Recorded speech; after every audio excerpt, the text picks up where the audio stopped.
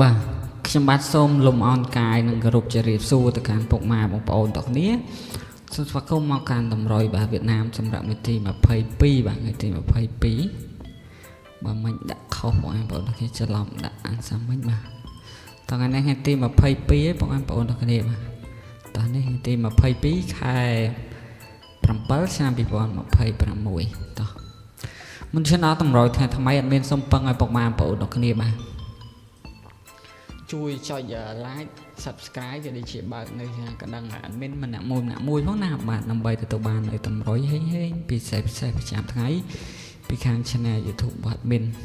តើហើយនេះគឺជាតម្រុយការពីម្សិលមិញបាទដែល admin ឲ្យពុកម៉ែបងប្អូនយកទៅលេងបាទម៉ោង 4 កន្លះក៏ដូចជាម៉ោង 6 កន្លះការពីម្សិលមិញសិនពុកម៉ែបងប្អូនទាំងគ្នាបាទតោះសាមិញអត់មានអូសារ៉ូអូកៅបាទអូសារ៉ូអូកៅនិយាយឃើញថាដែលមានចូលទេបាទសាមិញមក4មកអូស្រោកើតមានទេបាទគឺយើងស៊ីស្អាតតែម្ដងតោះម៉ោង 6 កន្លះបាទ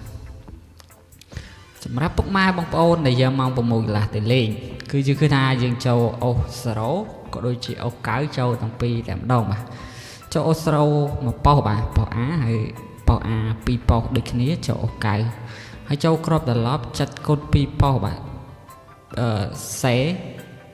សេដេបាទចូលចិត្តគុតពីប៉ោះសេដេនេះហេងបាទហើយចូលអូកៅបាទប៉ោះ A ពីប៉ោះនឹងប៉ោះ A ប៉ោះហេងបាទគឺយើងហេងខ្លាំងមែនទែនបាទតែឲ្យពុកម៉ែបងប្អូនមកក្រោយកុំភ្លេចជួយចុច like ក៏ដូចជា subscribe ម្នាក់មួយឲ្យ admin ផងបាទតែ admin សូមបង្ហាញនៅតម្រុយថ្ងៃទី22បាទ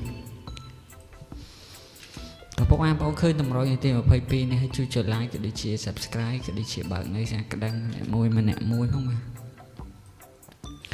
ដើម្បីទទួលបាននៅតម្រុយថ្មីប្រចាំថ្ងៃពីខាង channel YouTube បាទមានតើមានសំហាញតម្រុយថ្ងៃថ្មីជូនបាទតោះសម្រាប់ថ្ងៃទី22នេះបាទសម្រាប់លេខអុកតុងអត់មានអូសារ៉ូក៏ដូចជាអូចិត្តបាទ